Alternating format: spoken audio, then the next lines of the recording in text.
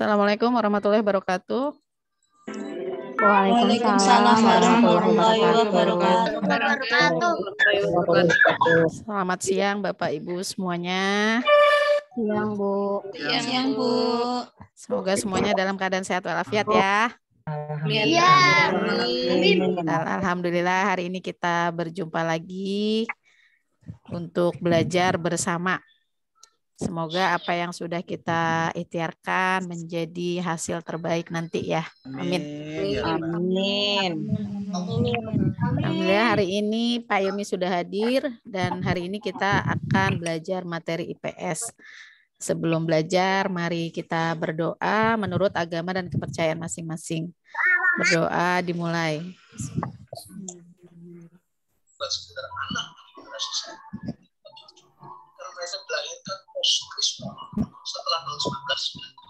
Selesai. Monggo Pak Ilmi, persilahkan.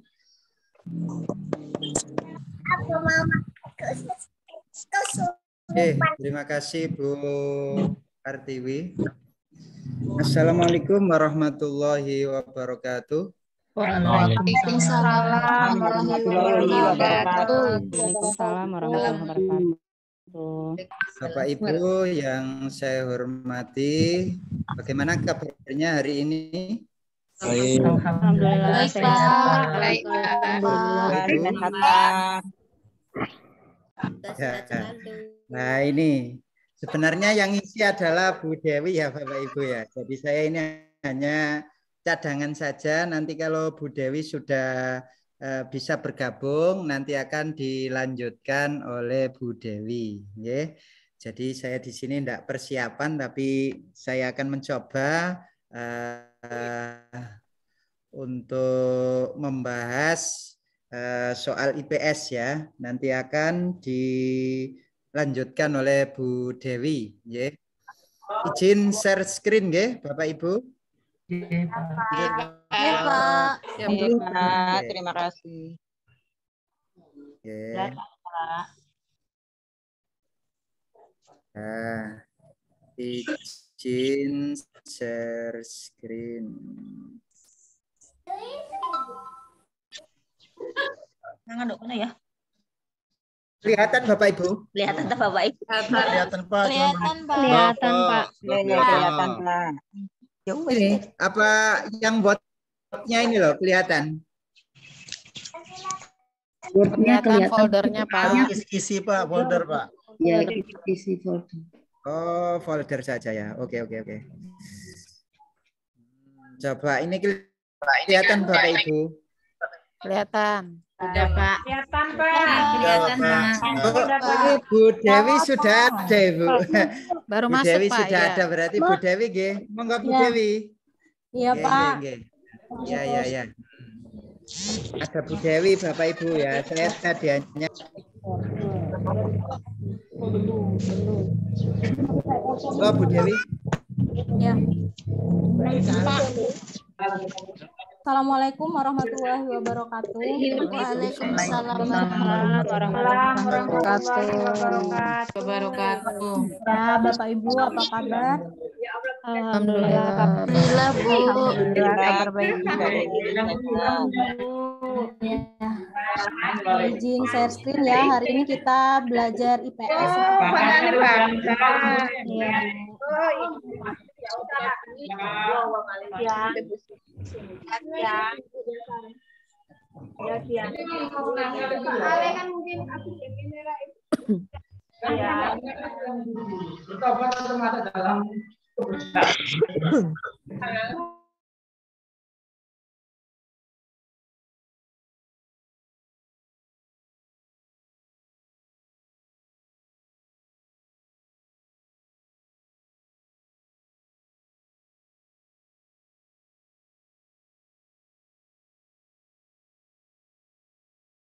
Suaranya tidak terdengar, Bu. Belum, Bu. Belum. Bentar.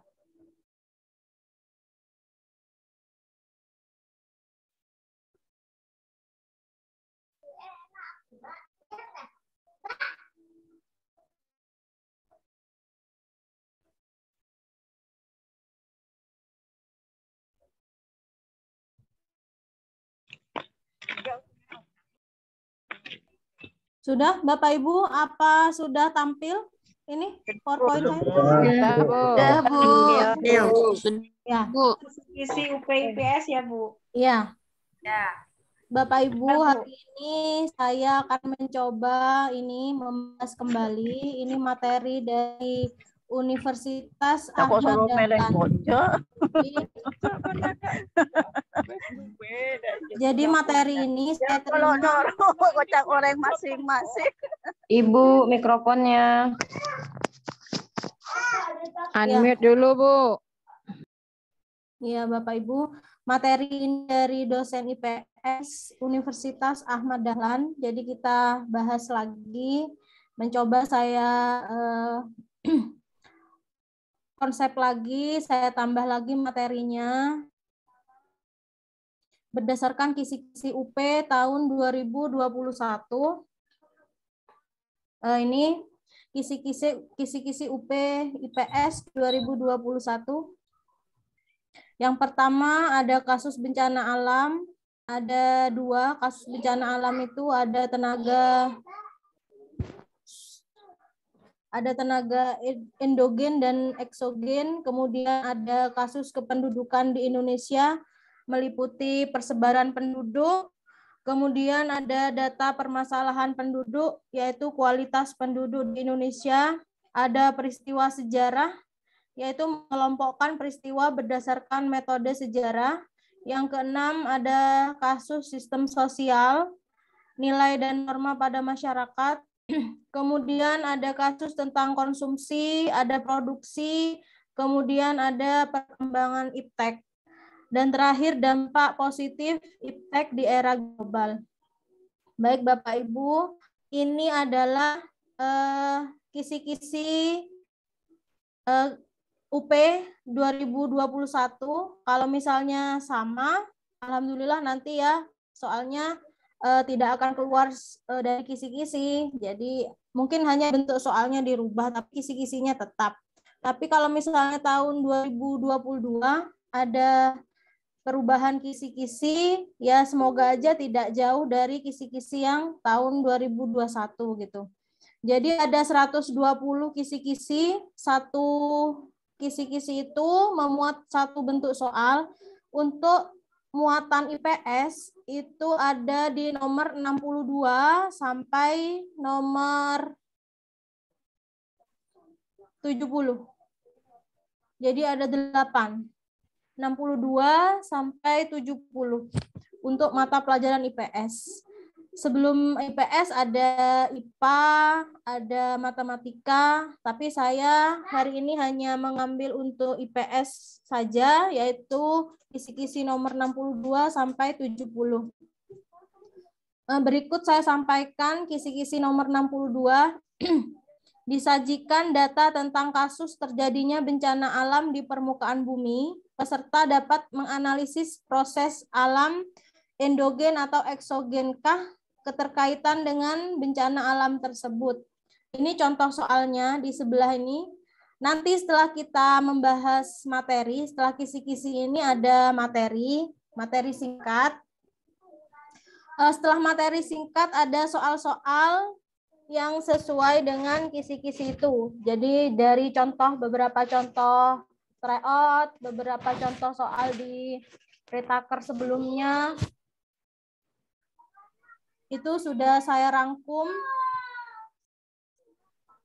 Bu Dewi, Ya. boleh kirim sebentar materinya biar aku bantu share ke Telegram. Oh ya Bu, sebentar. Ini saya harus keluar dulu ya? Harus stop dulu ya Bu? Pakai web WA aja. Oh, sebentar. Ya Bapak Ibu, saya lanjutkan ya. Ini kisi-kisi nomor 62, lalu 63 ada kasus tentang kependudukan di wilayah Indonesia. Lalu 64 disajikan data tentang permasalahan kependudukan, sama tentang masalah kependudukan. 65 disajikan peristiwa sejarah nasional, peserta dapat mengelompokkan peristiwa tersebut berdasarkan metode sejarahnya. 66 diberikan sebuah kasus tentang sistem sosial pada masyarakat, peserta dapat mengidentifikasi nilai dan norma di masyarakat. Lalu kisi-kisi nomor 67 disajikan kasus tentang perilaku ekonomi konsumsi, peserta dapat memberikan contoh perilaku ekonomi konsumsi tersebut di masyarakat. Misalnya nanti diganti bentuk soal produksi atau apa, distribusi itu kan kegiatan ekonomi ya. Jadi intinya di sini kegiatan ekonomi. Kemudian kisi-kisi nomor 68 disajikan kasus tentang perilaku ekonomi produksi.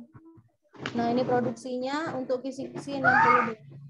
Yang 69 diberikan informasi tentang perkembangan iptek yang berkontribusi pada interaksi masyarakat, baik secara lokal, peserta dapat menganalisis fenomena perkembangan iptek yang terjadi di masyarakat. Bentar. Nah, ini kisi-kisi nomor 70.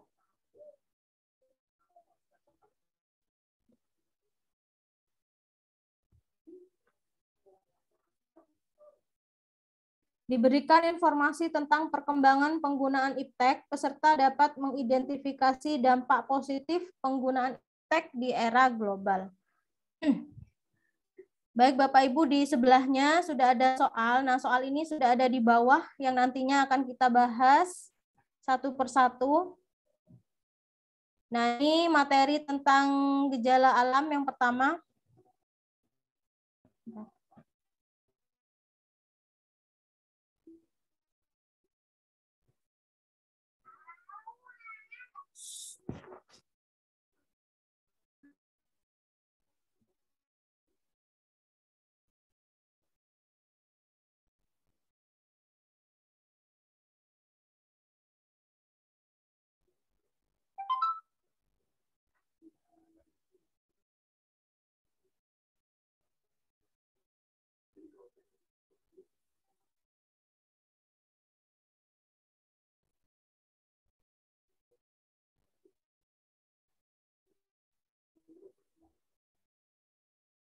Mohon maaf Bapak Ibu, saya keluar ini dari materi ya. Sebentar saya share lagi.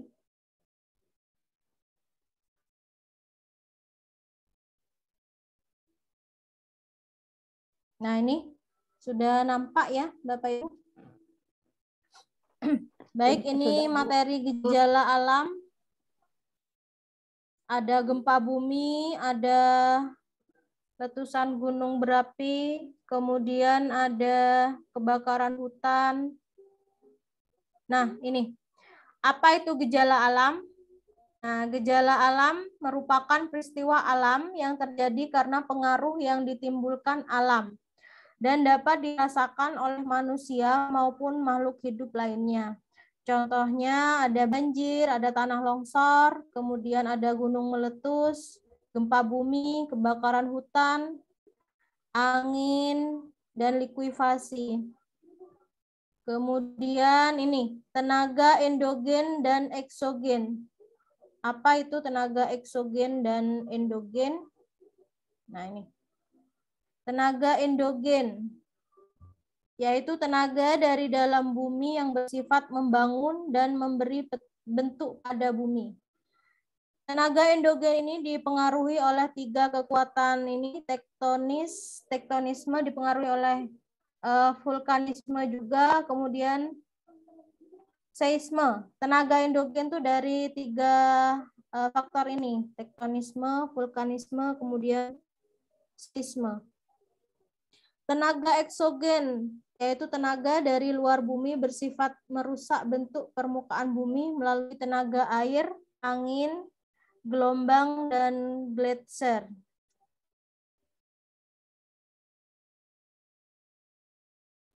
Nah, ini tenaga endogen yang tadi meliputi tektonisme, vulkanisme, dan gempa bumi. Nah, tektonisme, apa itu tektonisme? lempeng tektonik terbentuk oleh kerak benua. Bapak Ibu nanti bisa baca sendiri materi ini. Ini teori lempeng tektonik. Nah, ini contoh tektonisme, ada epirogenesa dan orogenesa. Nah, ini lempeng dunia.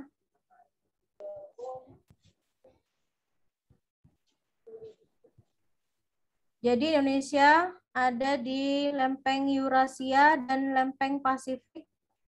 Juga ada lempeng Indo-Australia. Ada 3 lempeng ya di sekitar kita Indonesia ini. Masih Udah kelihatan, Bu. Bergerak. masih slide yang 6 ini, Bu. Belum ganti. Oh ya, sebentar. Iya, di slide 6. Iya, slide 6, Bu. Ini saya sudah 14 ya. Bentar. Yang di slide 6 dipikir.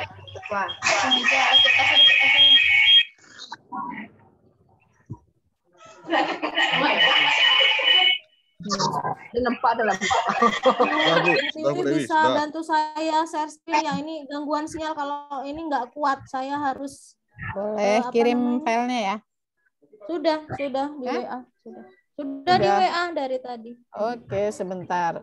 Aku bisa keluar nggak? Akunya nggak bisa minimize ini Mbak Dewi. Aku keluar dulu ya. Ini stop ya. Bentar. Iya, ini vaksin. Oh, vaksin ya?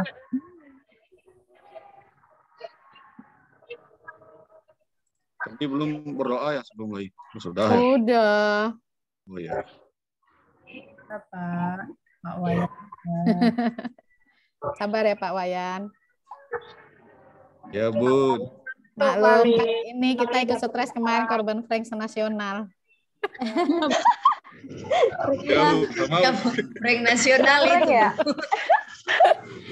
Bahagianya, astaga. Bahagia sesaat, Ibu. Bahagia sesaat, alhamdulillah Bu, masih berbahagia. Keajaiban kan, betul-betul. Dari wah di FB, Bu, hasilnya kemarin. Tiba-tiba malam dirubah lagi, Bu. Sakitnya tuh di sini. Tiba-tiba dilihat lagi belum. Untung udah screenshot. Lumayan sudah ada gambaran. Ngarep banget sebenarnya, Bu. Kalau bisa nggak jangan diganti lagi ya. Iya. Ya, itu sudah, Bu.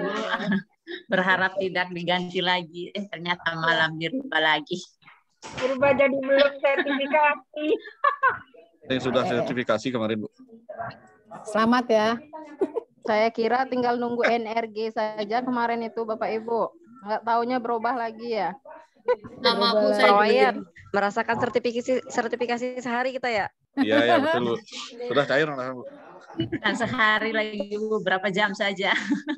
Lulus 1 jam, Bu.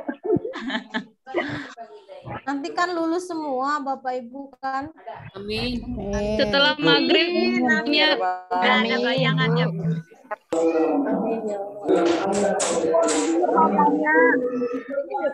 Semoga 2022 kita lulus semua. Sudah kelihatan belum? Materinya Proses. Sudah, Ibu. Slide berapa tadi? Sampai 6 kayaknya. 6. 5. Sampai lempengan Eurasia, Australia, Indonesia.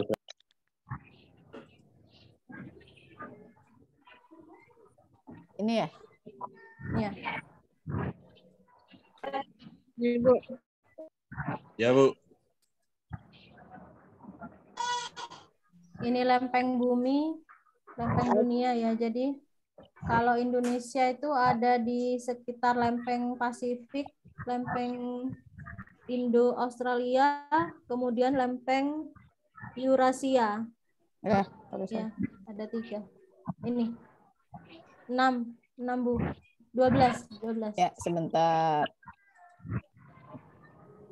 Yang nomor 8 mungkin, Bu. 8. Nah, ini udah. Sampai sini ya Bapak Ibu tadi ya. Iya Bu, sampai sana. Ya. Ini biasanya kalau di soal Indonesia, wilayah Indonesia terletak di lempeng apa gitu biasanya.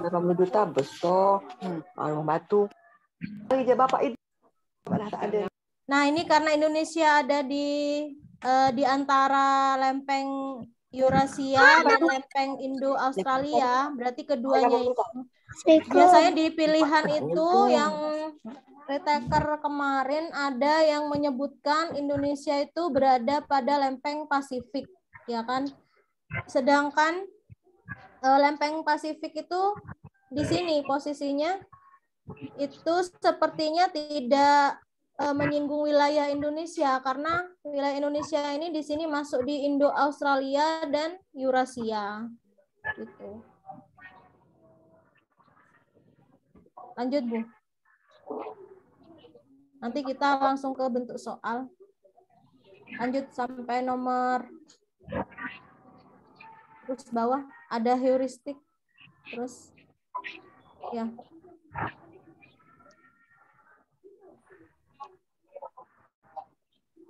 Nah, ini proses terjadinya lempeng benua, pergeseran lempeng, seperti itu. Nah, ini vulkanisme. Vulkanisme itu peristiwa naiknya magma ke permukaan bumi akibat endapan magma di dalam perut bumi yang didorong keluar oleh gas yang bertekanan tinggi. Ya, lanjut.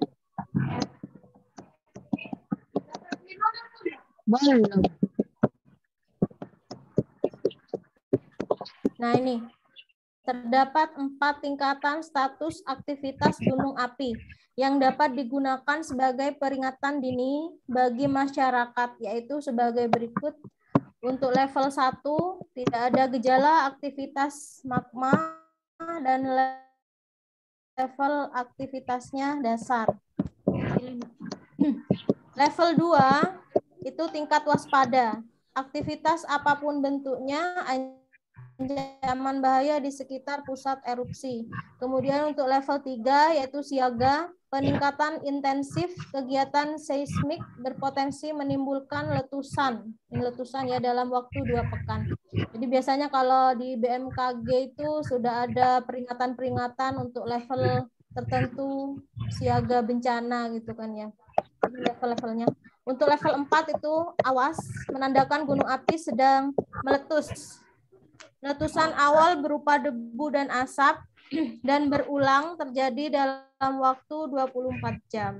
Nah, seperti itu, seperti peristiwa yang kemarin di Lumajang itu ya, gunung api Gunung Semeru.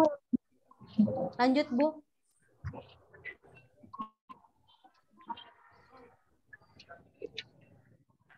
Intrusi magma atau disebut juga plutonisme adalah peristiwa naiknya magma dan menyusup di antara lapisan batuan. Wah, ini masih geografi. Lanjut. Seisme, ini gempa bumi. Gempa bumi adalah getaran atau guncangan yang terjadi di permukaan bumi akibat pelepasan energi dari dalam secara tiba-tiba yang menciptakan gelombang seismik. Ini masih geografi. Sebentar lagi sejarah. Lanjut, Bu.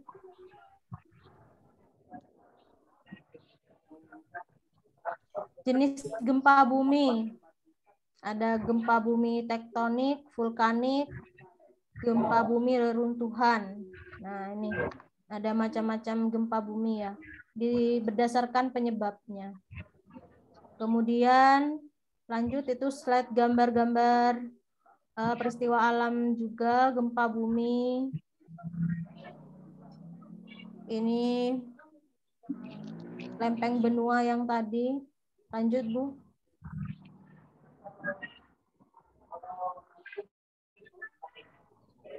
Nah, ini gempa bumi vulkanik akibat erupsi gunung berapi. Ya, terus, Bu.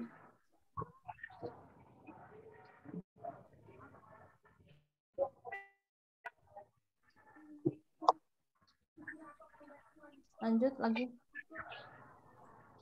Slide 27.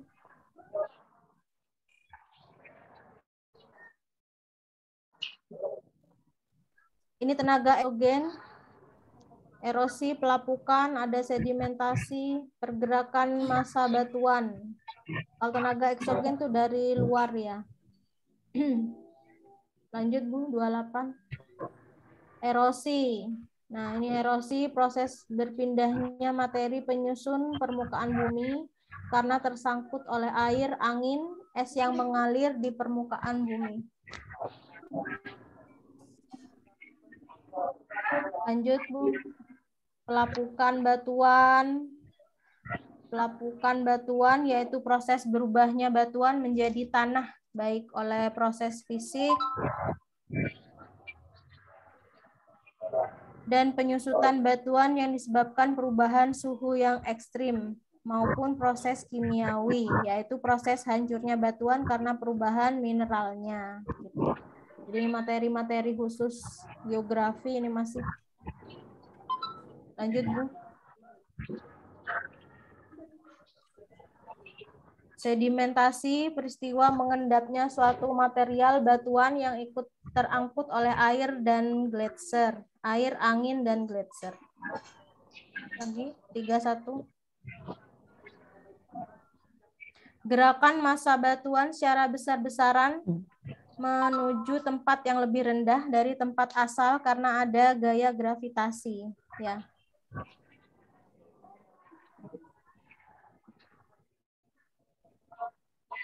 Ini peta indeks rawan bencana. Jadi yang merah itu rawan bencana dengan tingkat rawannya tinggi, kemudian yang kuning itu sedang, dan yang hijau rendah. Jadi di Jawa termasuk yang tinggi. Bali juga, Bu. Di Bali ya, Pak. Nah, ini contoh-contoh bencana, ada tsunami. Sudah berapa tahun ya tsunami? 2004, Bu. 2004 ya. 2004 atau 2006? 2004. Sudah siaga semua ya kalau misalnya ada bencana. BMKG sudah siap siaga. Lanjut, Bu. Nah, ini. Paradigma ya. Sebelum istilah asing semua.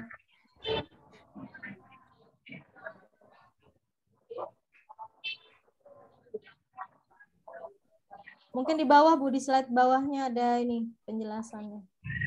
Oh, ini. Ada belajar dari prabencana saat kondisi darurat. Kemudian ada kondisi pasca bencana. Wah, ini langkah-langkah yang harus kita perhatikan dalam menghadapi kesiapsiagaan bencana ya. Ya, lanjut, Bu. Nah, ini kebijakan tentang penanggulangan bencana itu ada dalam Undang-Undang Nomor 24 Tahun 2007. Kalau misalnya ini keluar di soal UP, misalnya Undang-Undang tentang penanggulangan bencana nomor berapa, itu nomor ini, nomor Undang-Undang Nomor 24 Tahun 2007 yang mengatur tentang penanggulangan bencana. Ini. Lanjut, Bu, bawahnya.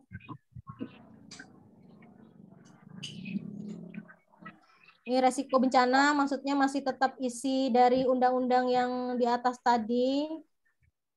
Undang-Undang Nomor 24 Tahun 2007 masih berkaitan dengan tadi. Kemudian ada lagi rumus penanggulangan bencana, bawahnya, Bu. Nah, ini resiko bencana memiliki rumus. Nah, ini resiko sama dengan F fungsi. Wah, ternyata untuk menghitung ini ya, ada kapasitas, kemampuan penanggulangan bencana, ada rumusnya ternyata.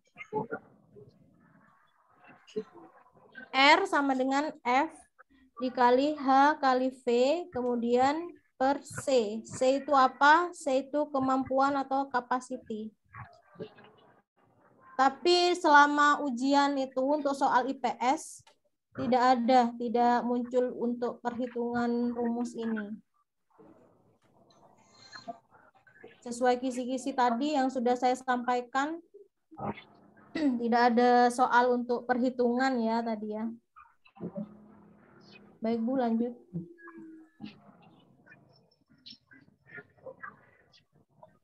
Oh, ini tadi masih keterangan dari rumus. Kami Daniel perlu ya. Lanjut saja, Bu.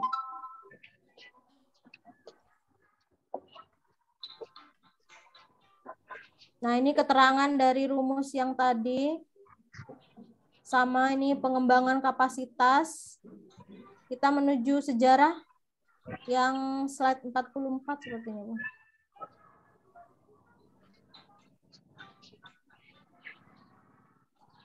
Oh, bukan.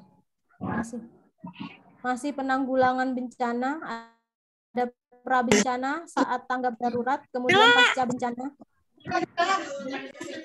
Lanjut, Bu.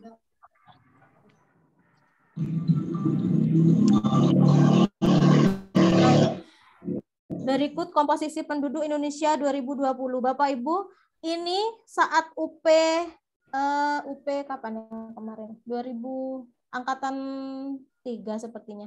Ini keluar seperti ini, ada generasi Z, ada generasi milenial, ada generasi X, baby boomer, pre-boomer, dan post generasi Z. Nah, ini biasanya dalam bentuk tabel kita disuruh untuk membuat atau memilih grafiknya. Jadi berapa baby boomer tahun 2000, lalu meningkat tahun 2001 ada berapa, tapi dalam bentuk ini grafik. Ada juga yang disuruh dalam bentuk diagram batang gitu ya, berapa jumlah baby boomernya.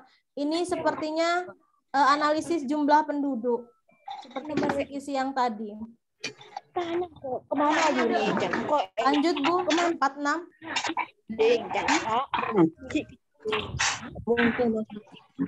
Nah, ini kita sudah sampai pada materi sejarah. Mana matanya sepanjang nih, mana matanya? Di dalam metode sejarah ada tahapan ini, metode heuristik, ada kritik, kemudian historiografi. Nah, kritik ini dibagi jadi kritik internal. Itulah kan dia suka buang mobil. Mikrofonnya dong, tolong. Tolong dong, siapa itu berisik? Ya. Matikan, mute. Di unmute, Bu. Di unmute, Bu.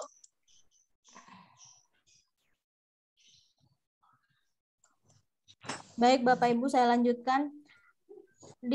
Pada tahap kritik itu ada kritik internal dan eksternal, kemudian tahapan historiografi ada penafsiran, interpretasi, kemudian penjelasan, eksplanasi, kemudian penyajian data.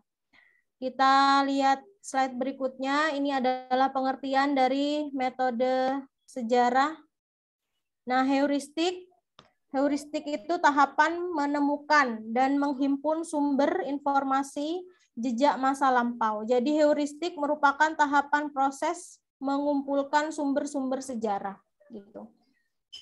Sedangkan kritik itu sumber-sumber yang telah diterima melalui tahapan heuristik, kemudian diverifikasi. Dalam tahap verifikasi ini ada dua macam kritik, yaitu kritik eksternal atau ekstern untuk meneliti otentisitas atau keaslian sumber, dan kritik intern untuk meneliti kredibilitas sumber. Tahapan untuk memilih sumber-sumber asli dari sumber-sumber palsu. Jadi seperti pengecekan kembali gitu ya, ini yang asli atau palsu gitu. Interpretasi, menafsirkan fakta-fakta dan menetapkan makna serta saling keterhubungan dari fakta-fakta yang diperoleh. Salam Mabel juga ya. Salam Mabel juga. Ayo. Siapa itu ya yang jualan cabai ya? Jualan cabai. peserta tadi ketemu. Siapa itu ya? Dan mengganggu. Terdapat dua macam interpretasi ya. Ini analisis yang berarti menguraikan dan sintesis yang berarti menyatukan. Kemudian yang keempat ada historiografi. Ini artinya rekonstruksi imajinatif dari masa lampau berdasarkan data yang diperoleh dengan menempuh proses pengujian dan proses analisis. Nah, itu pengertian dari beberapa metode sejarah, heuristik, kritik, interpretasi, dan historiografi. Baik, Bapak Ibu, kita langsung menuju ke contoh soal. Slide berikutnya, Bu. 49. Nah, ini. Mari Bapak Ibu kita jawab, kita diskusikan bersama. Nanti jika ada jawaban yang mungkin kita harus diskusikan, tidak perlu berdebat yang mana yang salah atau yang mana yang benar, semata-mata kita hanya belajar bagaimana cara menjawabnya.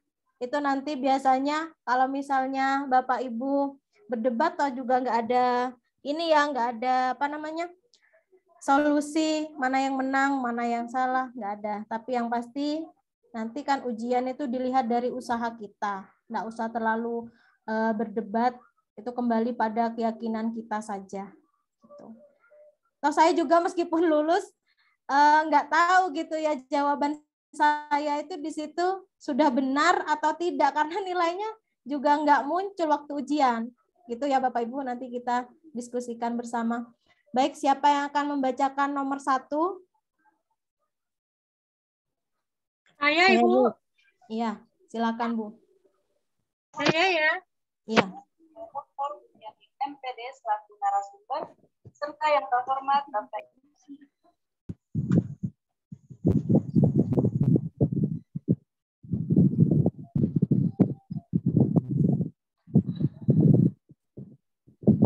Halo?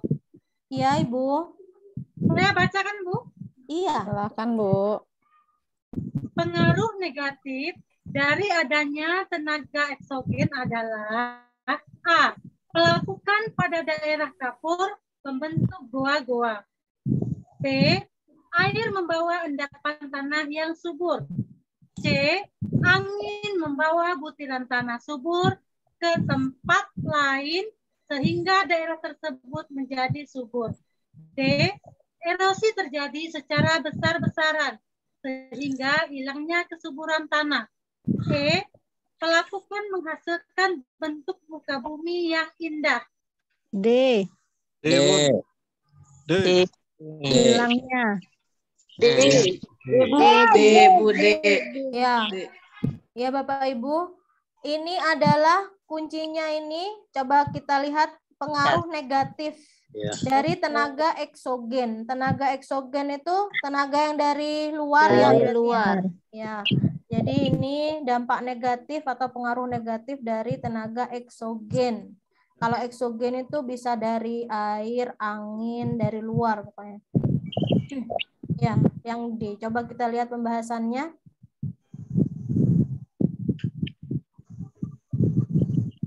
Nah ini, tenaga eksogen, tenaga yang berasal dari luar bumi.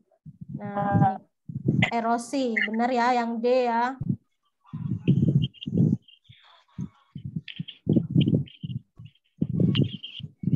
Jawabannya nanti di nomor 1, Bu, dilingkari atau ditandai bahwa nanti yang benar yang D. Ya. Saya di mana? Di blok saja, Bu. B ya. Erosi. D, Bu, D. Nah. Depok.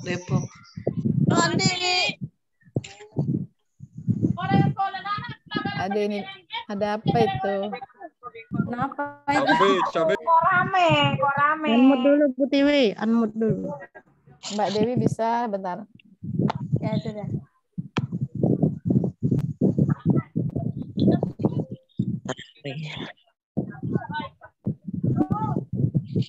Berarti ibunya nggak fokus Zoom itu sambil ngobrol. Iya. Nomor 2 apa? Ya, Bu. Lanjut aja, Bu, lanjut. Saya, Bu. Saya, Bu, ya. Silakan, Bu. Salah satu proses yang muncul karena adanya tenaga eksogen adalah A. Vulkanisme, B. Sedimentasi, C. Tektonisme, D. Seisme, dan E. Diastropisme. Antara B, E. B. Sedimentasi. Karena ini eksogen. Ini Dari luar. kunci pertanyaannya eksogen ya, jangan lupa eksogen. Kalau endogen tadi vulkanisme, tektonisme, seisme. Ya, betul Ibu, betul. Jadi jawaban yang eksogen itu adalah yang B. sedimentasi. Sedimentasi pembekuan. Ya, Pengendapan apa ya? Kita lihat pengertian sedimentasi. Pengendapan.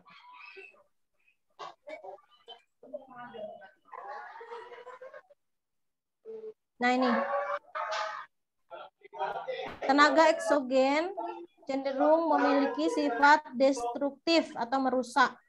Nah, akibat tenaga eksogen ini ada pelapukan, ada erosi, ada sedimentasi. Aku mau bikin kopi nggak ada air. Bisa Kemudian ada pengangkutan, ada mass wasting tadi. Jadi jawaban yang tepat pada soal nomor 2 tadi sedimentasi ya, betul. B, Bun. Ya. Nomor Baik, 3. Bapak. Ini nomor 3. Boleh saya? Iya, Bu. Gejala alam berikut yang terjadi karena adanya tenaga eksogen kecuali A. Erosi oleh air sungai, B. Hancurnya pantai oleh gelombang air laut, C. Terbentuknya kawah pegunungan, D. Pecahnya batuan oleh tekanan suhu, E. Larutan batu kapur oleh air hujan.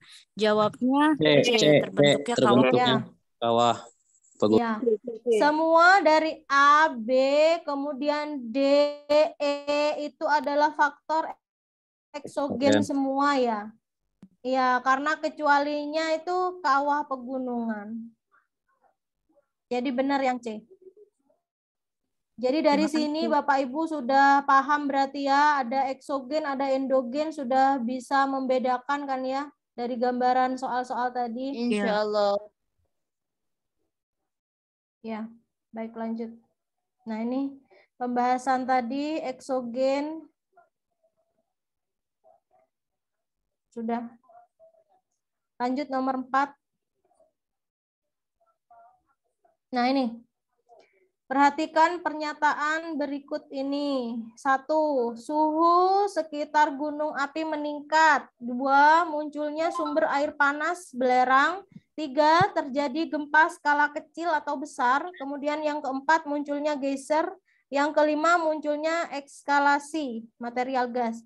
Dari keterangan di atas yang merupakan ciri-ciri gunung akan meletus. Nah, gunung akan 1 dan 3. Bun. Pak. Nah, 1.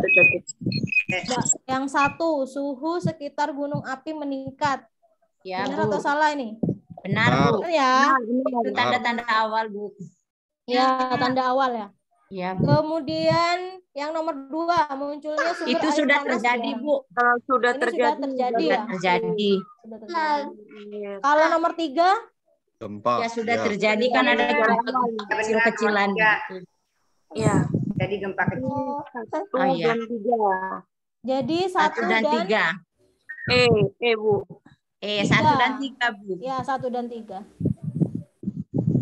Tapi 5 juga bisa nih munculnya ekshalasi atau Tapi material pasangannya beda, Bu. Pasangannya tidak, Bu. Oh iya. Tidak ada yang 135, Bu. Iya. Jadi yang kemungkinan yang kita pilih tepat itu 135, meskipun ada angka lain yang memang merupakan ciri-ciri gunung akan meletus. Yang penting Bapak Ibu paham, jangan hafalkan jawabannya, tapi konsep soalnya di atasnya, Bu. Bukan ini. Nah, ini nomor 5. Nomor berapa sekarang? 4 ya? 4 apa Nomor 5? 5, Bun. 5, Bun. Ya, nomor 5. Pertumbuhan dan pertambahan jumlah penduduk di muka bumi membawa permasalahan yang sangat kompleks bagi kehidupan umat manusia. Kerusakan lingkungan hidup dirasakan semakin parah, di mana hal tersebut merupakan sebuah konsekuensi yang harus ditanggung oleh umat manusia karena A. Peperangan memperebutkan sumber daya di antara negara-negara dunia. Yang B. Keinginan untuk menguasai dan mengeksploitasi sumber daya alam. Yang C. Keserakahan umat manusia. Yang D. Semakin besar jumlah penduduk, semakin besar pula sumber daya yang dibutuhkan. Kemudian yang E. Upaya untuk menyediakan fasilitas hidup dengan cara eksploitasi alam. Kira-kira yang mana? D, Bu, semakin besar D, jumlah Bun. penduduk, D, semakin Bu. besar sumber daya yang dibutuhkan. Ya, Bu, karena ini di sini kuncinya ditanggung oleh umat manusia, jadi dampaknya juga harus dirasakan oleh manusia itu sendiri. Maka semakin besar jumlah penduduk, semakin besar pula sumber daya alam yang dibutuhkan, gitu ya. Ya, Bun. Ya. Ini persoalan ledakan jumlah penduduk dengan lingkungan hidup. Ini minimal ada 3 persoalan. Yang pertama persoalan jumlah penduduk pasti memerlukan sumber daya yang besar dari alam. Kemudian dampak polusi lingkungan, teknologi terus berkembang. Hubungannya dengan manusia dalam cara mengaturnya. Kemudian nomor 3, persoalan moral ketika pembangunan tidak dapat menciptakan perbaikan, malah banyak menimbulkan kerusakan lingkungan. Nah, ini persoalan ledakan jumlah penduduk. Baik, Bu, lanjutkan. Nomor 6. Nah, ini. Bapak Ibu, ini nomor 6. Silakan yang ingin membaca. Saya, Bu. Saya. Ya, Bu. Perhatikan pernyataan-pernyataan di bawah ini. 1. Persebaran penduduk merata. 2. Jumlah penduduk yang besar. 3. Fasilitas kesehatan telah memadai. 4. Kualitas penduduk rendah. 5. Rendahnya angka pengangguran. Masalah kependudukan yang dihadapi negara Indonesia saat ini ditunjukkan nomor 245. 1 masuk ya? 124. Ya. Lanjut besar masuk. A. 24 A. 245. 4 masuk. Abun. 1. Kalau 5 rendahnya. Kalau 5 Iya, tidak tinggi bukan. angka pengangguran ya. Bagus. Indonesia masih tinggi, Bu. Iya, Tinggi ya, Bu. berarti bukan ya nomor 5. 2, 1, 2 4. dan 4. Ya. Jadi nomor 1, 1, 2, 4. nomor 2, 1, 2, 4. nomor 4. Ya, Bun. Betul, yeay. Nomor 3 kenapa salah? Karena fasilitas kesehatan kita Belum kan memadai. belum memadai. Telah memadai. Iya. Nah, teliti baca soal. Iya. Nyari teman. Lanjut, Bu. Lanjut. Fakta yang terjadi pada masa lampau harus diteliti menggunakan metode penelitian sejarah. Dalam menggunakan metode penelitian, hal yang perlu diperhatikan adalah pada tahapan Kurang tahu kalau ini ya. C. Historiografi. Coba kita perhatikan kisah yang terjadi pada masa lampau. Kuncinya harus menggunakan metode penelitian sejarah, ya. Sejarah. Menggunakan metode penelitian sejarah. Dalam materi saya yang tadi, setelah kita membaca sekilas metode penelitian sejarah, kan harus mampu dipertanggungjawabkan. Sekali ya, Bu ya. C.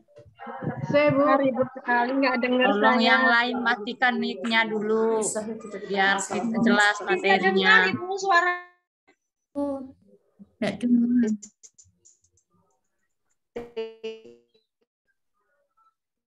Jadi ini kuncinya penelitian sejarah harus menggunakan metode penelitian. Dan metode itu harus melalui tahapan apa?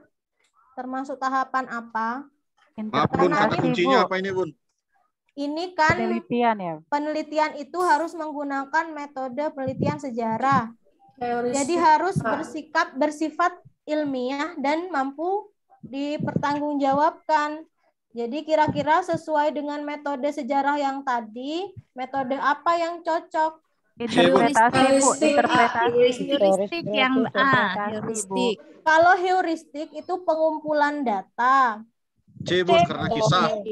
Bu Dewi. Biografi. Kata kuncinya ada kata kisah di sana Bun. Story Bun. Oke, C. Kuncinya masa lampau, Ibu. Coba kita bahas di slide berikutnya. Nah ini, kisah sejarah adalah hasil penelitian sejarawan yang dapat dipertanggungjawabkan kebenarannya. Bisa di-mute gak, Bu? Ayo dong, yang nggak fokus Zoom mending keluar aja lah. Bu. Di-mute, Bu.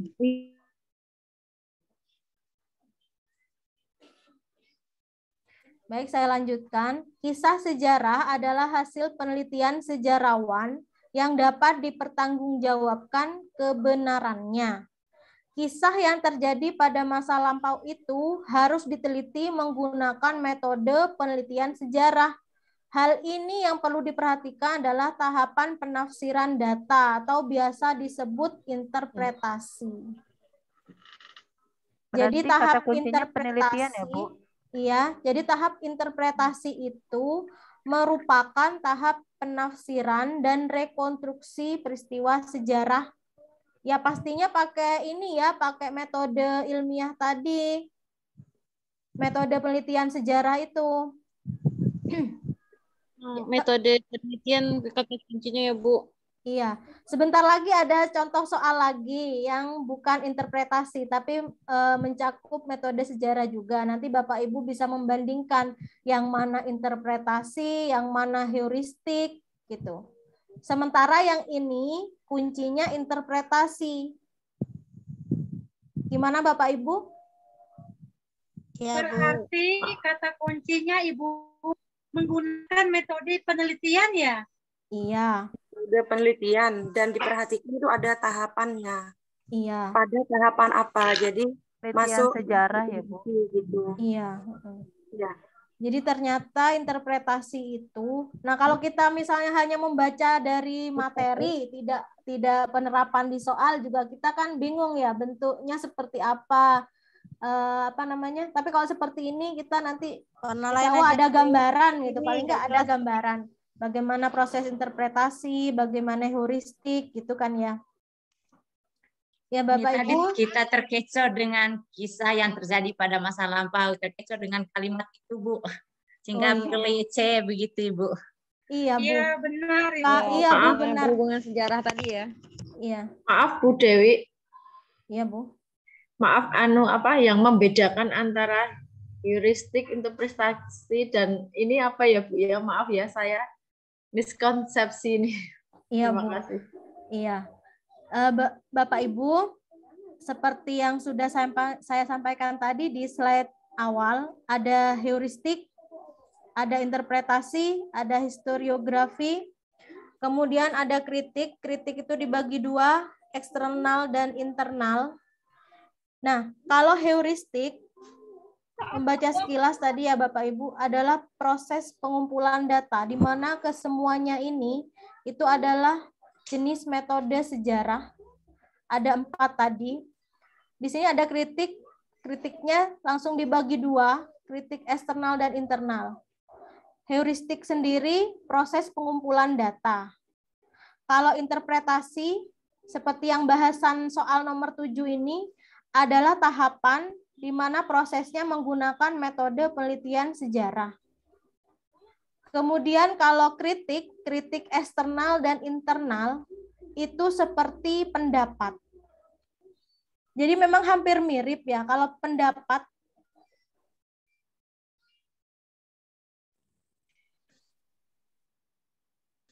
Maaf Bapak Ibu. Jadi kalau kritik itu seperti pendapat para ahli, misalnya sejarawan, dan itu juga harus bisa dipertanggungjawabkan.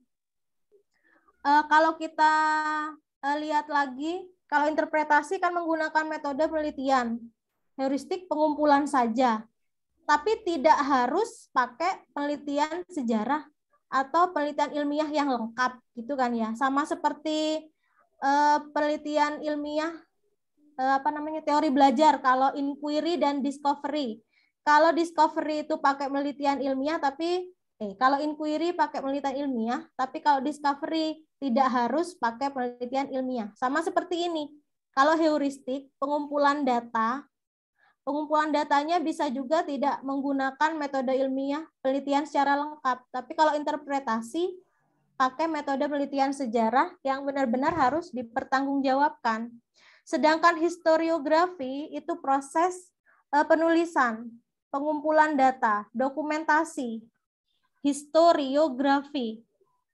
Ini nanti ada di soal berikutnya, pengertian historiografi.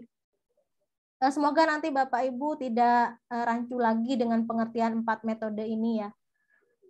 Bagaimana Ibu tadi? Sementara saya jelaskan sampai itu dulu. Ya Bu, lanjut. Ya Bu, Ya. makasih Bu. Ya Bu, lanjut Bu. Ya, Oke baik, Bu, kita lanjut. Nah ini 7A, saya beri nomor 7A karena ini juga berkaitan dengan metode sejarah yang tadi. B, Bu, B.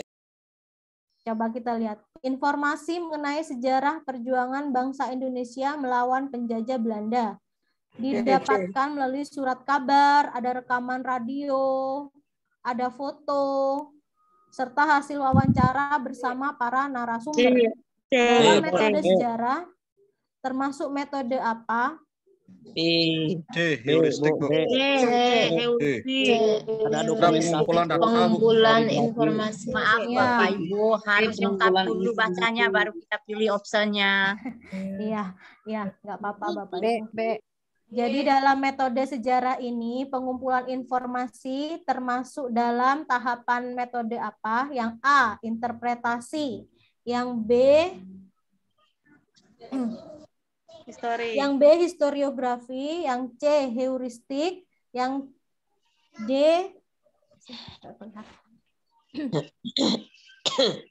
yang C apa itu ya? C, heuristik. D, kritik, lalu E, expose. Nah, Bapak Ibu sudah saya jelaskan tadi. Jadi ini pengumpulan informasi, berarti ini termasuk heuristik. Ya. Seperti itu ya gambaran heuristik ya, Ibu tadi, Bapak ya, juga. Bun. Terima kasih Bun. Ya. Jadi heuristik jawabannya Bu, yang C.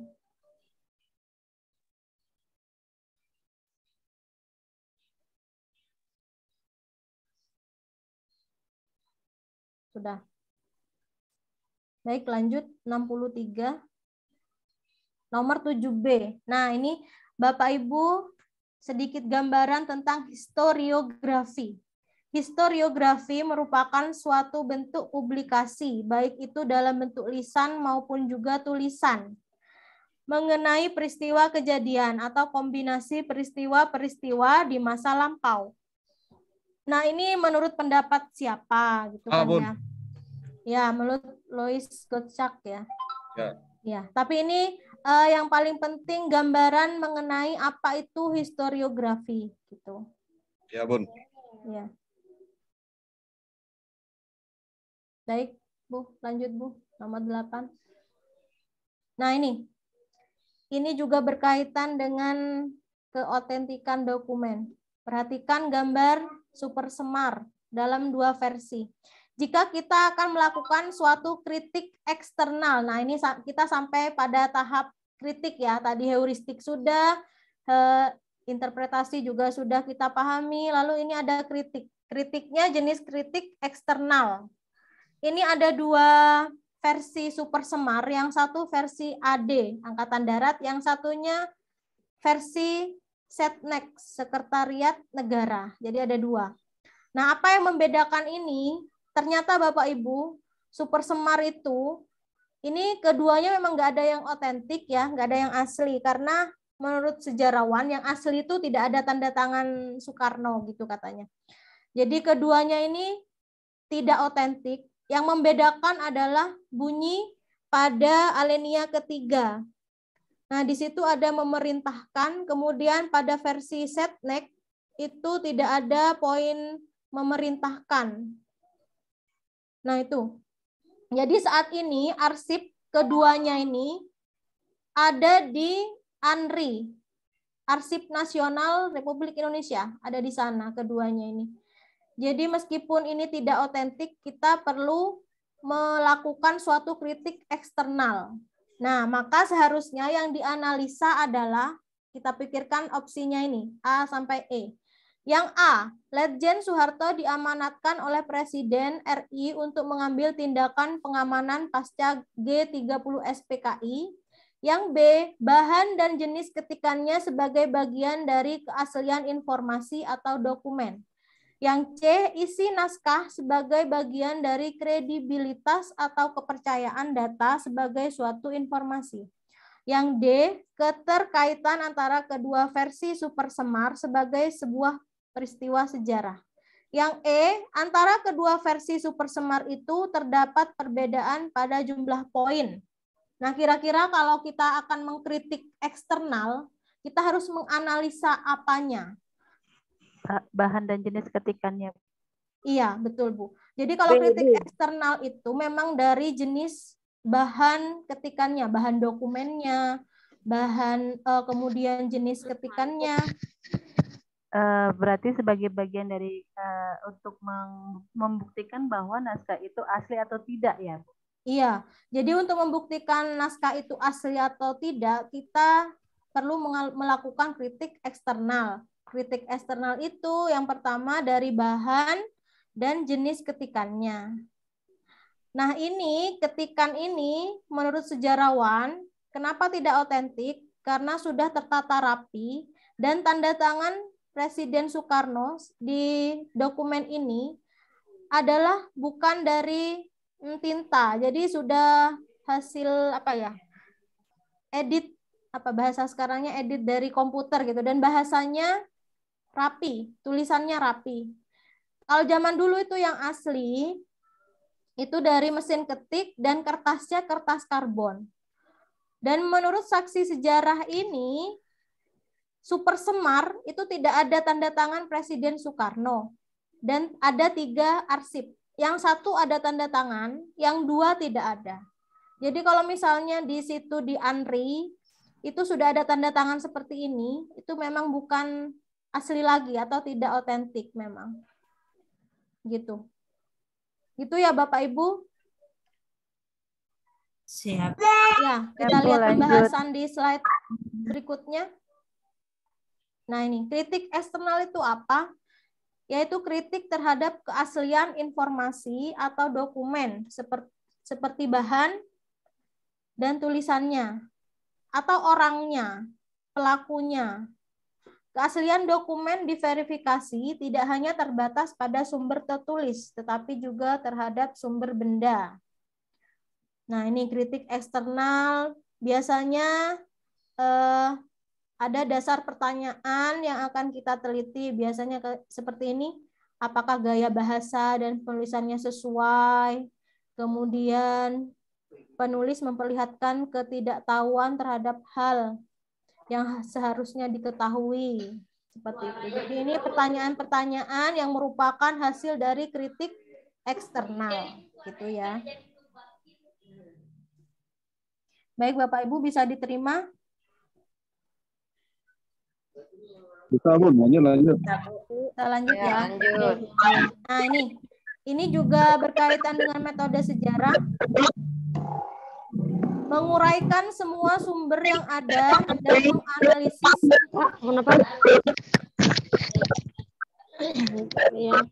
Menguraikan semua sumber yang ada dan menganalisis beberapa kemungkinan yang terkandung dalam suatu sumber sejarah. Misalnya dalam dokumen yang berisi daftar anggota wajib militer, Dalam daftar tersebut terdapat sejumlah nama yang menunjukkan kekhasan daerah tertentu. Berdasarkan daftar tersebut dapat dianalisis bahwa anggota wajib militer itu berasal dari berbagai daerah di negara tersebut. Pernyataan ini merupakan pengertian dari A. Interpretasi analitis, interpretasi sintetis, yang C. Interpretasi struktural, kemudian yang D. Deskriptif interdisipliner, yang E. Deskriptif historia. Yang mana? Interpretasi apa? Sampai 2000 berapa? Interpretasi analitis di sini kata kuncinya dapat dianalisis.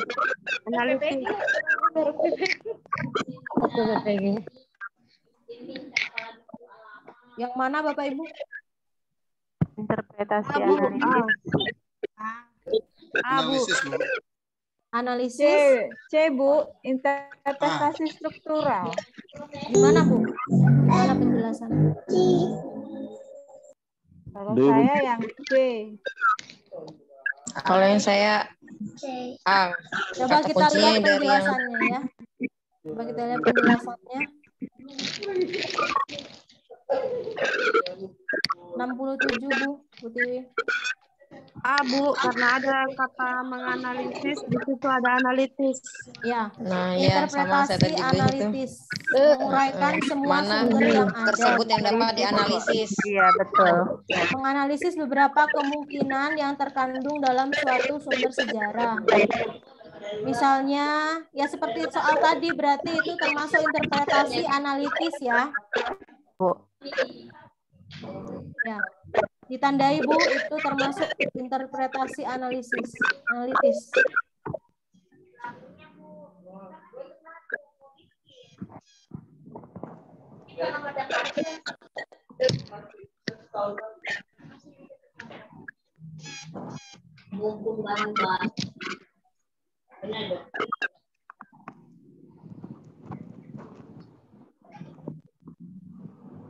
Ya, kita lanjut soal nomor 10.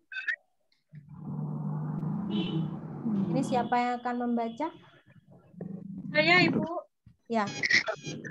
Metode penelitian sejarah memiliki langkah-langkah yang harus ditempuh sehingga penulisan sejarah akan menghasilkan sebuah karya tulis sejarah yang bisa dipertanggungjawabkan. Tetapi sebelum memulai langkah-langkah penelitian sejarah, yang harus dilakukan oleh seorang peneliti adalah A. Menentukan sumber-sumber yang akan digunakan. B. Melakukan kolaborasi atau kolaborasi nih Bu? Kolaborasi sumber penelitian ya? Kolaborasi Bu. C. Melakukan observasi pada objek yang akan diteliti. D.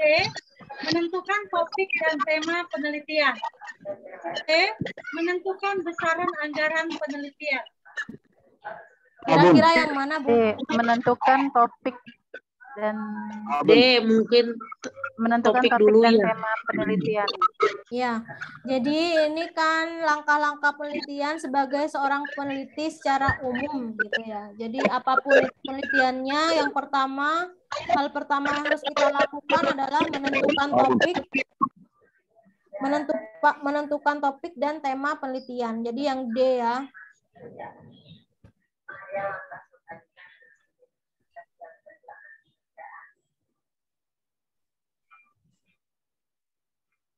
Berarti sama kayak kita mengarang itu ya Bu, jadi nentuin tema ya, dulu nentuin gitu ya? tema gitu kan ya, ada topiknya, kita milih karangan apa, harus ada temanya dulu. Nomor 9 tadi Ibu Yustiana. Nomor 9 tadi apa Bu Tiwi jawabannya? Ibu. Interpretasi analitis Bu. Iya. Bu. Bu. Itu Bu yang nomor 9 tadi. Iya, sudah. Nggak ada yang tanya ini di chat. Coba nomor 10 Bu. Nomor 10. C. Menentukan topik. Iya, terima kasih. Ya. Nomor 11. Nah, ini adalah peristiwa pada gambar dapat dikategorikan sebagai peristiwa sejarah karena, nah ini peristiwa ini apa namanya? Pengunduran diri presiden ini sepertinya. Siapa ini ya? Pengunduran Pak Soeharto, Ibu. Iya. Soeharto 98. Benar. Iya. Jadi kita tapi nggak bahas ini peristiwa apa, tapi termasuk peristiwa sejarah karena apa gitu ya. Yang A, karena terjadi pada masa lalu. Yang B, manusia menjadi aktor utama. Yang C, karena berkaitan dengan kehidupan politik. Yang D, berpengaruh bagi kehidupan orang banyak.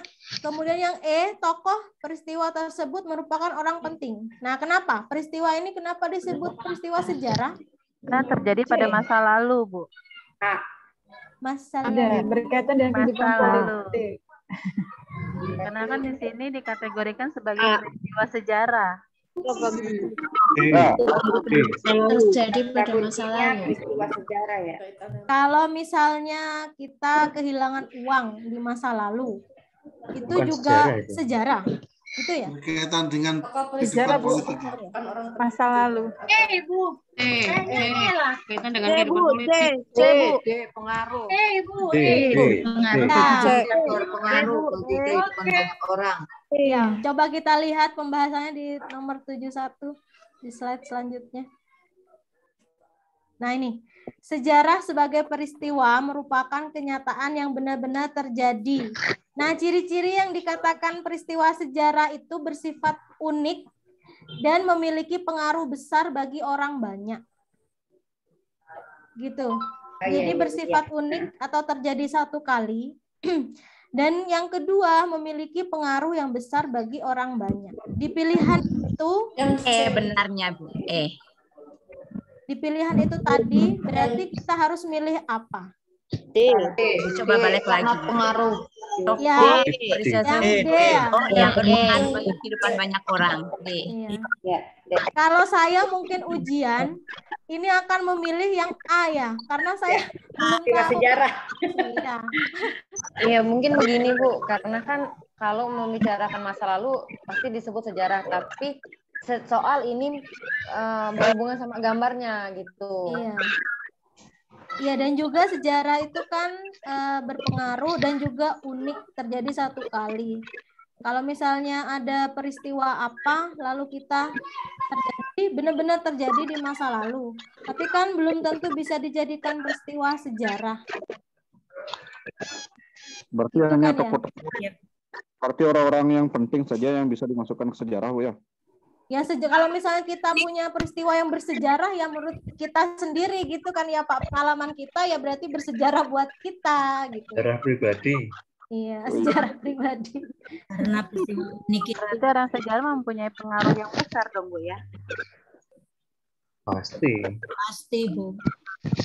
Lanjut, Ya. Bu. Lanjut. Ya, baik ya Bapak Ibu, kita lanjut nomor 12. Sejarah nggak lulus kita ya. Masa lalu, Pak. Seharusnya masa depan. Lanjut. Ya. Bapak Wayan. Sejarah kita kemarin yang berpengaruh bagi banyak orang. Adanya integrasi sosial berdasarkan pada nilai dan norma yang disepakati bersama dan memberi tuntutan bagaimana individu berperilaku. Berikut faktor yang mempengaruhi integrasi sosial adalah A. Semangat gotong royong yang semakin bergeser sebagai makhluk sosial. Yang B. Kebutuhan telah terpenuhi dan adanya persamaan kebudayaan. Yang C. Adanya konsensus nilai dalam masyarakat dan sikap terbuka pada perubahan. Yang D. Menurunnya tantangan dari pihak luar dan persamaan visi misi dan tujuan. Yang E. Bergesernya nilai toleransi dan munculnya sikap individualisme. Kira-kira yang mana jawabannya? Ini kuncinya integrasi sosial. Yang E, Bu. C. C. Yang A, semangat gotong royong. Jadi integrasi sosial. Integrasi sosial. mengintegrasikan, menyamakan, memasukkan gitu ya. Gimana caranya bisa sama sistem sosialnya kan gitu ya intinya. Gotong royong Bu yang semakin bergeser. Yang A coba kita perhatikan, semangat gotong royong yang semakin bergeser sebagai makhluk sosial.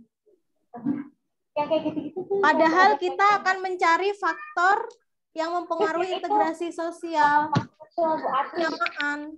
Kalau misalnya gotong royongnya bergeser kan, iya berarti tidak gitu ya. Masuk. Nggak masuk ya. Iya. Terus yang B, ada persamaan kebudayaan. Padahal faktanya kebudayaan kita beragam ya. Iya. Betul. Itu bukan. Kemudian yang D, menurunnya tantangan dari pihak luar. Padahal ini meningkat. Meningkatnya tantangan, ya kan? Harusnya kan meningkat. Ya, kemudian yang E, bergesernya nilai toleransi. Bergesernya nilai toleransi. Ini juga nggak masuk gitu ya. Jadi C ya. Adanya konsensus. Konsensus itu kesepakatan, kesepahaman dalam masyarakat, dan diperlukan juga sikap terbuka. Ini kan, terbuka terhadap perubahan. Jadi sikap ini yang seharusnya memang dibutuhkan untuk menciptakan integrasi sosial gitu. Ya. Bisa diterima ya Bapak Ibu? Ya. Lanjut 13. Soalnya sampai 15. 13. Nah ini. Iptek merupakan aktivitas yang kompleks dari manusia. Keduanya merupakan bagian dari kehidupan manusia. Iptek juga merupakan memberikan keuntungan pada kehidupan manusia. Namun di sisi lain, perkembangan iptek semakin pesat juga bisa membawa dampak negatif, sehingga bisa dikatakan bahwa penerapan dan pemanfaatan iptek bersifat dilematis. Artinya, nah kalau dilema itu kan kita bingung ya menentukan yang mana yang baik, yang mana yang buruk, gitu, dilema. Jadi kita pilih, coba kita lihat A, iptek menempati dua kedudukan yang berbeda. B, iptek mendatangkan rahmat dan laknat di dalam penerapannya. Wah, yang C, iptek menempati dua kutub, nilai materi dan nilai moral. D, iptek mendorong kebutuhan manusia 2 kali lipat. E, iptek mempengaruhi norma sosial budaya dan perilaku manusia. Bu, mempengaruhi. Iptek mempengaruhi perilaku manusia. Tapi ini coba kita lihat. Penerapan iptek bersifat dilematis. Karena di situ ada keterangan, ada keuntungan, dan juga ada negatif, ada keuntungan dan juga ada negatifnya gitu. Memberikan keuntungan pada kehidupan manusia. Dan juga memberikan dampak negatif. Jadi ada dua, Bu, ada dua sisi. Jadi kita jawabnya juga ada ini ya. Positif ada negatifnya. kerugian dan ada ada keuntungan, ada kerugian. Berarti C, Bu. Yang B, C, ya? Bu. C berarti. C, Bu. Kalau yang B gimana? Laknat yang B juga Bu. Terlalu D itu bahasanya Bu, terlalu bahasanya menakutkan. Tergantung penerapannya kita. Iya, kalau yang E itu lebih simpel kayaknya. Kalau yang E. Iya. Mempengaruhi norma sosial budaya dan perilaku manusia. Kita lihat dari ya, coba kita lihat. Kalau A gimana Bu? Kalau A? Ini kan menempati dua kedudukan yang berbeda antara ekonomi dan ekologi. Dilematisnya itu perilaku manusia itu loh, Bu. Iya, ini kalau ekonomi dan ekologi kan nggak ada di situ ya, Bu, kuncinya, Bu. Kata kuncinya di situ nggak ada. Jadi kita coba lihat pembahasannya.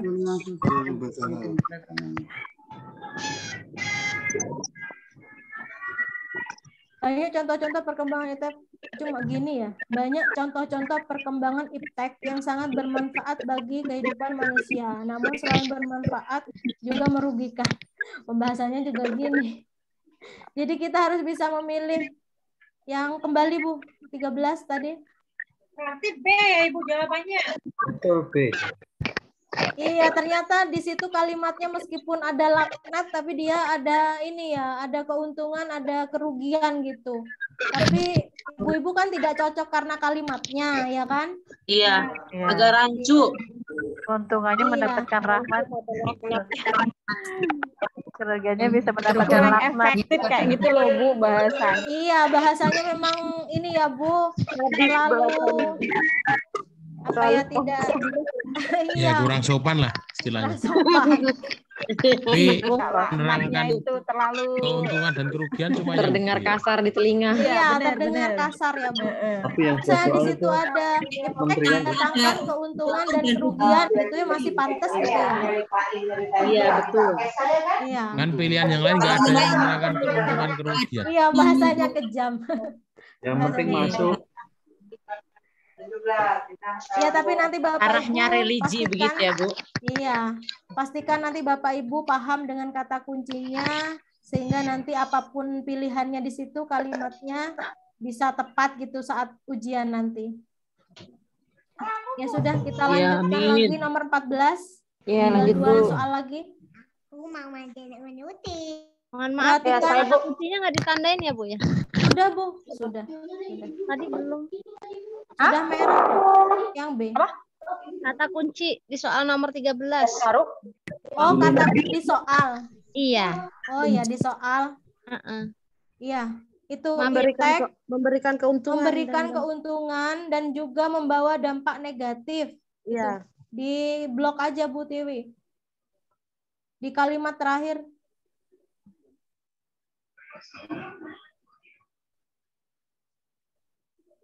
Membawa dampak negatif, ya. Iya. Terima kasih Bu. Ya, sudah 14. Perhatikan pernyataan berikut. Ada 1, kesadaran informasi masyarakat yang masih belum maksimal. Yang kedua, penggunaan teknologi informasi belum merata. Kemudian yang ketiga, penerapan budaya informasi didorong oleh perkembangan kebijakan nasional atau kebijakan nasional. 4, kapasitas inovasi nasional. Faktor penghambat fenomena interaksi perkembangan iptek. Nah, ini yang kita cari yang menghambat nih. Yang mana kira-kira? Iya Pak. Iya Bu. Coba Nomor kita 1, lihat. nomor Kesadaran 1, waktu. nomor 2. Nomor 4 ya. Nomor 2. 2. 1. 1, 2, 4 berarti E. Belum merata. Ya, 1, 2, 4. Ya. Berarti yang E. Bu. Ya. 1, 2, 4. 2, 4. Baik, tinggal 1 lagi, nomor 15. Analisis perilaku konsumen dan perilaku produsen. Nah, ini kegiatan ekonomi ya. Bu Widya membuka usaha warung. Kemudian yang kedua, Pak Endun mencari alternatif bahan baku. Yang ketiga, Bu Mira membandingkan harga bahan sembako. Yang keempat, untuk mempersiapkan masa pensiun, Pak Wahyu menyisihkan sebagian pendapatan setiap bulan. Yang kelima, sebagai pengusaha, Henry memberikan apresiasi kepada karyawannya. Manakah sebagai produsen? B. 125. 125. 125. Maaf, Ya, 125. maaf ya, ada Pak Endun. Maaf Pak. Ada Pak Endun. Adanya Pak Wayan Bu. Pak Endun ada, itu sudah chat di grup saya Pak Endun Bu, katanya gitu. Kebetulan Bu. Jadi perilaku produsen yang mana? 125. B. 125. B. 2, 5. 125. Iya Pak Endun terkenal Pak dari Bandung. Salam kenal Pak. Salam kenal Pak Endun. Pak Endun dari Bandung. Pak Endun terkenal, Pak Endun tenang. Iya. Jadi yang perilaku produsen 125. Kalau nomor 3? Konsumen. Konsumen ya. Kayaknya ya. Nomor 4. Memberikan harga-harga. Nomor 4. Konsumen. Konsumen juga. Iya. Ya kan dia ini ya menyisihkan uang pendapatannya. Dia dapat Iya, gaji, dapat honor. Untuk berbelanja mungkin nanti ya. Iya. Contoh orang yang rajin menabung. Rajin menabung. Ya, baik Bapak Ibu. Hari ini kita bahas soal IPS sampai nomor 15 ya. Sudah selesai hari ini. Terima kasih Ibu Bapak Ibu dosen. terima kasih atas waktunya yang sudah jangan lupa menyempatkan di-share diri juga, belajar. Itu kan udah ditandain, di-share ulang ya Bu Tiwi ya. Nanti boleh minta filenya Bu ya. Yang udah ditandain share ulang ya Bu Tiwi. Makasih ya Bu. Iya. Terima kasih Bu. Ya. Terima kasih. Banyak gangguan di sini. Semoga semakin Assalamualaikum, selamat sore. Waalaikumsalam. Waalaikumsalam. Selamat sore Ibu. Terima kasih. Selamat sore Bu. Terima kasih Bu. Mohon di-share juga Kasih Bu dia Dewi, punya saya materi izin di ya. Telegram nanti ya Bu. Assalamualaikum juga Ibu ya. Izin tab Ibu ya. Assalamualaikum teman-teman. Assalamualaikum. Waalaikumsalam. Ya, Assalamualaikum. Izin Lip. Terima kasih Bu Dewi. Terima kasih Ibu Dewi. Assalamualaikum Bu. Terima kasih. Bu, ditutup dulu. Assalamualaikum.